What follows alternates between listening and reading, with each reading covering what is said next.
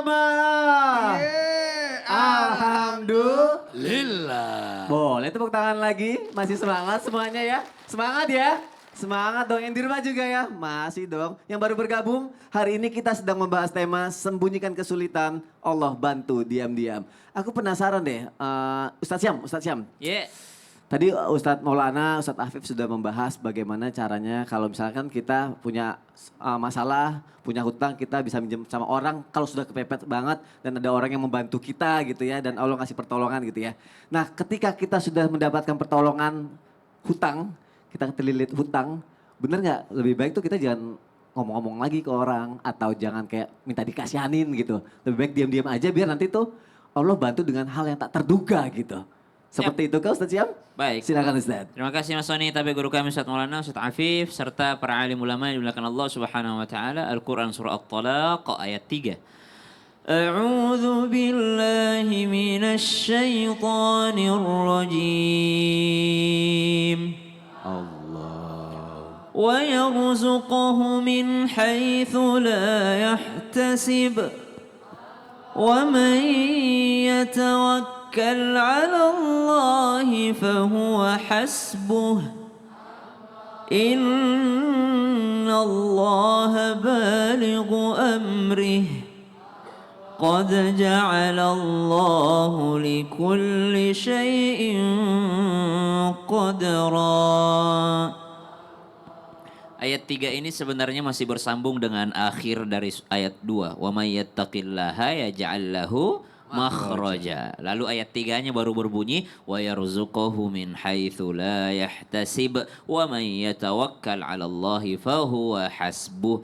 Benarkah jika sedang terlilit hutang lebih baik disembunyikan aja nih kesulitan nih supaya Allah bantu dengan memberi rezeki yang tidak terduga-duga. Kalau menyembunyikannya itu dalam keadaan bertakwa baru dikasih sama Allah rezeki. Tapi kalau menyembunyikannya supaya diam-diam tapi ternyata menikmati hasil hutangnya lalu tidak mau bayar hutangnya, lah ini bukan sifat orang yang bertakwa. Bukan diam-diam begini yang dimaksud, tapi apa? Diam-diam tidak mau berkeluh kesah kepada manusia, tapi berkeluh kesahnya hanya kepada Allah. Barulah disebut orang yang bertakwa. Diam-diam dia berusaha mencari agar bisa bayar hutang. Diam-diam tiap malam dia baca surah Al-Waqi'ah supaya Allah kasih dia kecukupan. Diam-diam tiap malam dia panjatkan doanya kepada Allah di sepertiga malam terakhirnya. Tidak ada yang tahu ibadah-ibadah sunnahnya kepada Allah. Ini diam-diam yang bertakwa. Bukan diam-diam lari dari hutang, gak mau bayar hutang. Ini diam-diam yang salah. Karena yang dikasih rezeki sama Allah, yang dibantu sama Allah, dan datang rezeki yang tak disangka-sangka min haitsu la yahtasib wa may yattaqillaha yaj'al lahu makhraja adalah orang yang bertakwa kepada Allah. Takwa tuh gimana sih Bu? Takwa Bu, Ibu kemarin lewat bulan puasa, Ibu di rumah sendirian, suami berangkat kerja, anak-anak udah pada sekolah, Ibu di rumah sendirian, pas buka kulkas ada sisa-sisa buka kemarin. Nah, Ibu minum apa enggak jam 11 siang? Kenapa Ibu enggak minum? Takut apa? Takut dosa. Coba itu dipakai di luar Ramadan. Setiap mau zolim sama orang, takut dilihat sama Allah.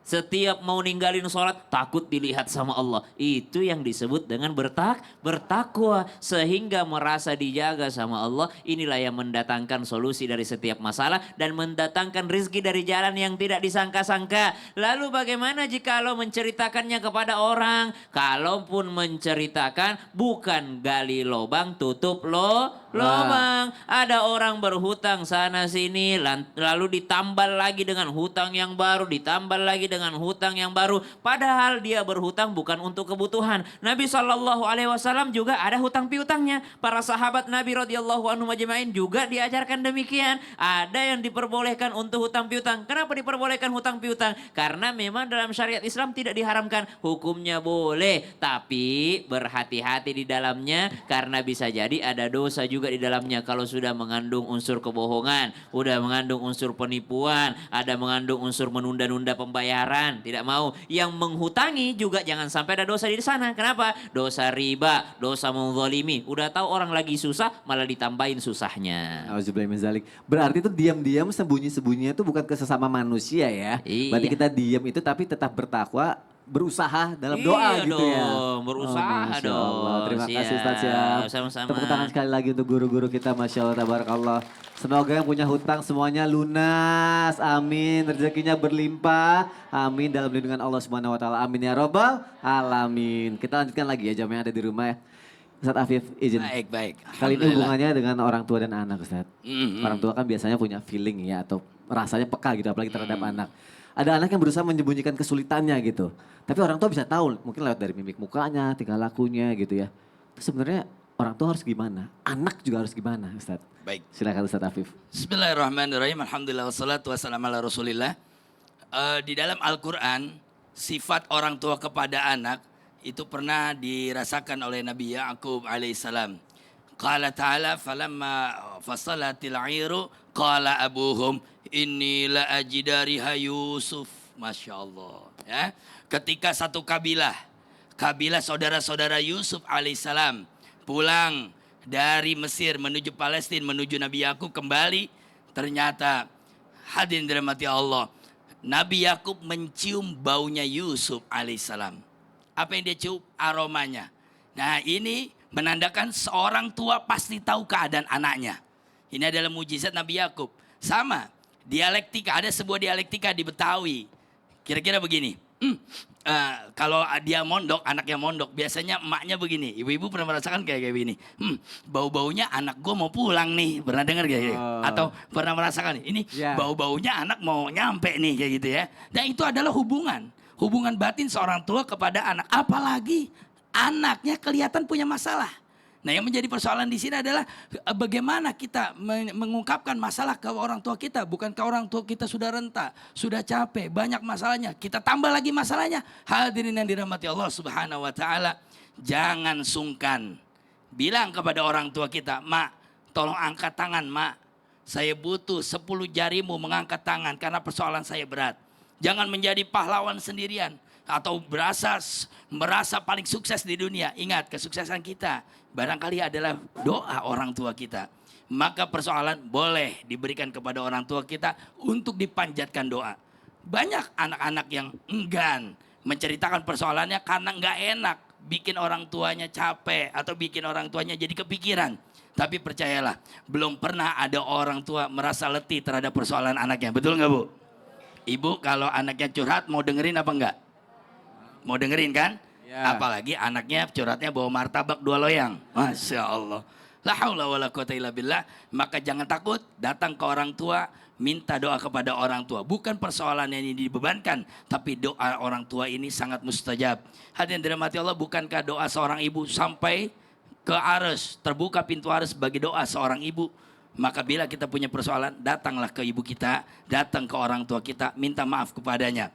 Kemudian yang kedua, bila kemudian persoalan itu berat rasanya untuk diceritakan kepada orang tua kita, sekedar silaturahmi, kasih rezeki orang tua kita. Kasih, bukan sedekah, nggak boleh sama orang tua sedekah, tapi kasih hadiah. Nanti orang tua tanya, ada apa nak? Nah saat dia tanya ada apa nak, maka minta 10 jarinya. Coba kita lihat, Mas Soni coba angkat tangannya. Bayangkan, ini ada penelitian, ternyata jika kita punya satu persoalan, ketika kita menghadapkan tangan ke atas, ada 10 jawaban dari Allah Subhanahu wa taala. Masya Allah. Makanya kalau doa jangan satu tangan begini. Itu minta-minta ya. Kalau makanya cuma dikasih goceng, karena cuma satu tangan begini ya. Jadi 10 jari ini menengadah. Bayangkan 10 jari ditambah 10 jari orang tua kita, ditambah 10 jari bapak kita. Sudah 30 persoalan kita bisa selesai. Masya Allah, tabarakallah. Terima kasih Ustaz Afif, boleh tepuk tangannya, Masya Allah. Memang terkadang seorang anak gak pengen ngebebani ya, hati kecil kita gak pengen ngebebani orang tua. Tapi ternyata kita butuh doa yang besar dari orang tua. Insya Allah masalah kita semuanya lewat. Amin ya robbal alamin. Yuk jamaah kita masuk lagi ke segmen Tanya Dong Ustaz. Kami semua tanya dong Ustaz. Yang mau nanya lagi boleh angkat tangannya. Sebelah sini aja deh. Silakan Ibu berdiri. Tuh coba disapa masyarakat Indonesia, kasih salam. Assalamualaikum warahmatullahi wabarakatuh. Waalaikumsalam warahmatullahi wabarakatuh. Perkenalkan, nama saya Istiqomah dari Jamaah IHM Ikatan Haji Muslimah NU Warung Asem, Kabupaten Batang. Tepuk tangannya dong, Masya Allah, tabarakallah. Ini yang susah ya jamaah ya, tetap istiqomah.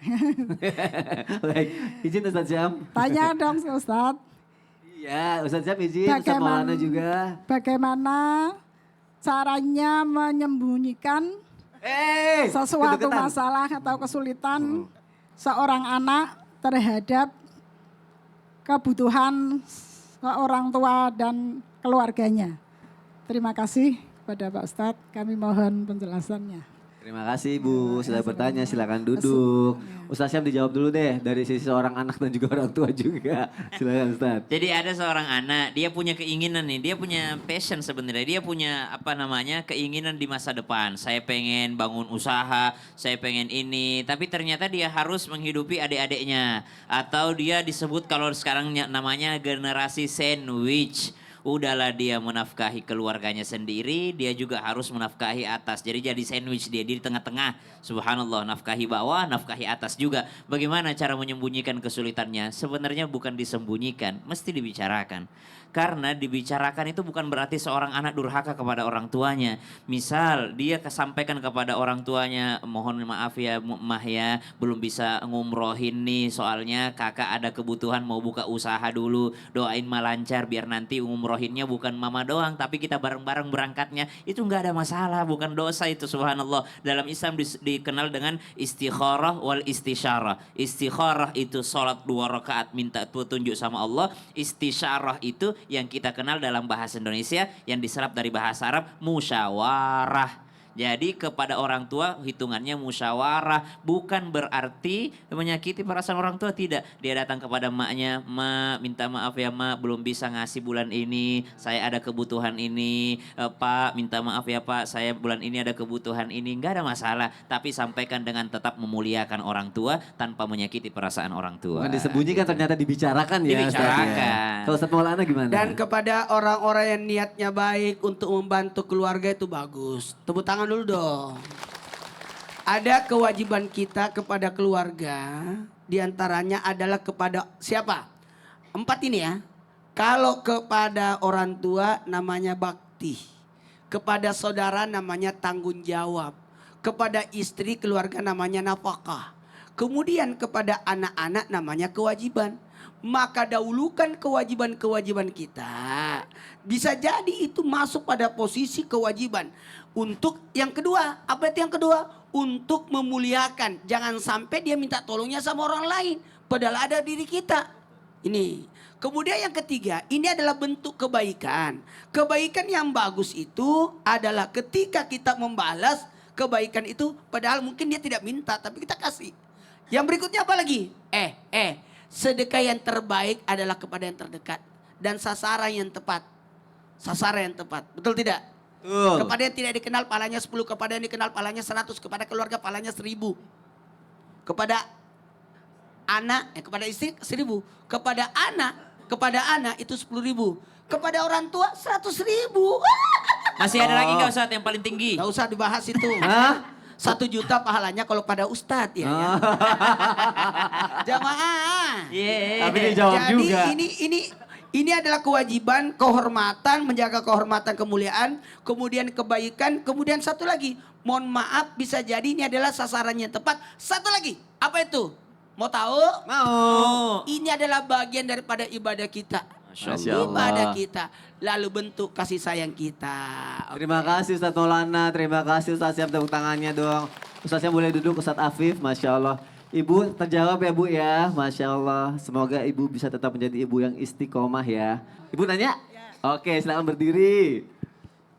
Coba hadap situ, hadap situ. Agak Sini, ke tengah. sini, Ya, sini, terima sini, kasih. sini. Assalamualaikum warahmatullahi wabarakatuh. Waalaikumsalam warahmatullahi wabarakatuh. Perkenalkan Ustadz, nama saya Hajah Muhafifah dari IHM Muslimat NU Kecamatan Warongasem, Kabupaten Batang. Tepuk tangannya dong, Masya Allah, tabarakallah. Tanya dong Ustadz, Iya. bagaimana Allah memberikan solusi kepada hambanya yang mana hambanya itu merasa rindu terhadap keluarga yang saya sayangi, tapi keluarganya tersebut sudah tidak bisa ditemui lagi. Terima kasih atas jawabnya. Assalamualaikum warahmatullahi wabarakatuh. Waalaikumsalam warahmatullahi wabarakatuh. Terima kasih Bu sudah bertanya. Silakan duduk dulu. Dijawab Ustadz Afif. Silakan Ustadz. Masya Allah, sudah meninggal orangnya rindu ya. Rasa cinta pasti ada pada makhluk yang bernyawa. Apalagi minjem lagu ya. Jadi rasa rindu ini sudah ada bahkan zaman Nabi Muhammad SAW ketika Bilal bin Rabah diminta azan kembali selepas Nabi Muhammad SAW meninggal dunia karena rindunya Ahlul Madinah. Begitu diazankan asyhadu anna Muhammadar Rasulullah, rindunya Bilal kepada Rasulullah ketika asyhadu anna beliau pingsan. Bahkan tidak ada kesedihan Ahlul Madinah lebih sedih tatkala Bilal kembali azan. Sebagian mereka menganggap bahwa apakah Nabi Muhammad hidup lagi? Saking kangennya kepada Nabi Muhammad. Nah persoalannya bagi kita yang merasakan rindu kepada suami kita, kepada orang-orang yang terdekat dengan kita, yang pertama doakanlah. Itu. Yang kedua, setelah kita doakan, mintakan ampun kepadanya, kepada almarhum. Dan bersedekahlah atas namanya. Seperti besok misalnya kurban. Ya, kita menyertakan doa kita dan pahala kita untuk yang meninggal dunia. Boleh saja itu bentuk rindu. Yang keempat, pernah terjadi oleh Abu Bakar As-Siddiq. Kerinduan beliau kepada Nabi Muhammad adalah menyambung silaturahmi kepada kolega-kolega Nabi Muhammad. Sampai ada orang tua di pasar, yang orang tua pasar ini dilanjutkan silaturahminya oleh Abu Bakar karena rindunya beliau kepada Nabi Muhammad SAW. Mereka yang merindu, doakanlah orang yang dirinduinya. Terima kasih Ustadz Afif. Ustadz Maulana. Lakukan apa yang dia suka oleh orang yang sudah meninggal. Lanjutkan kebaikan orang yang meninggal. Hubungkan silaturahmi kepada keluarga orang-orang yang sudah meninggal. Itu bahagian daripada bentuk kerinduan kita. Rasulullah menjamu seorang yang sahabatnya Khadijah. Karena rindunya sama Khadijah. Lalu mohon maaf tanpa menggurui hanya mengingatkan. Kerinduan itu berarti masih ada cinta kita. Dan untuk itu kira-kira kalau masih hidup almarhumah ini apa yang dilakukan? Oh dia ingin melakukan. Kalau begitu Anda yang melakukan itu. Nah, kalau perlu buatkan satu lembaga lalu niatkan atas nama beliau kayak masjid, sekolah. Jadi itu enak itu. Jadi kerinduan kita terbayar terus. Iya. Paling bagus itu datangi kuburnya. Ya. Datang ke kuburnya. Terima kasih guru-guruku. Terima kasih jamaah sudah bertanya. Terima kasih jamaah sudah datang ke Islam Itu Indah. Terima kasih sudah menyaksikan Islam Itu Indah. Insya Allah besok kita ketemu lagi ya. Wassalamualaikum warahmatullahi wabarakatuh. Waalaikumsalam warahmatullahi wabarakatuh.